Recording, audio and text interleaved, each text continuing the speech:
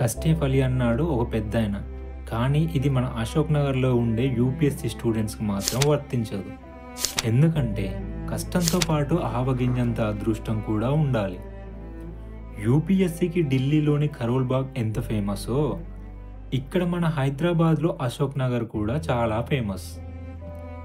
ఇక్కడ ఒక యూపీఎస్సీకే కాదు, గ్రూప్స్, ఎస్ఐ, కానిస్టేబుల్, అలాగే బ్యాంకింగ్, ఇలా డిఫరెంట్ కాంపిటేటివ్ ఎగ్జామ్స్కి ప్రిపేర్ అయ్యే వాళ్ళు చాలామంది ఉన్నారు. వీళ్ళంతా వాళ్ళ కన్న కలల కోసం అన్నీ వదిలేసి లక్షల డబ్బులు ఖర్చు పెట్టి సంవత్సరాల తరబడి రాత్రి పగలు కష్టపడుతుంటారు. అయితే నిజమేంటంటే ఇక్కడుండే వాళ్ళలో కేవలం 3% కన్నా తక్కువ మంది మాత్రమే క్వాలిఫై అవుతారు. మిగతా వాళ్ళంతా మొదటి మెట్టుకు రావాల్సిందే. అయినా సరే వీళ్ళ సంకల్పం గట్టిది కాబట్టి మళ్ళీ మొదటి మెట్టు నుంచి ప్రారంభిస్తారు.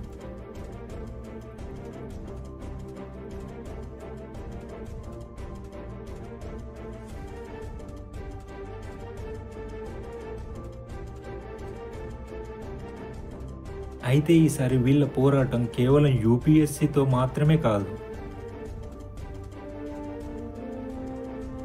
మీరే చూడండి. ఫ్యామిలీ, ఈ డబ్బునెంతో కష్టపడి దాచాను మీ అమ్మ కంట పడకుండా.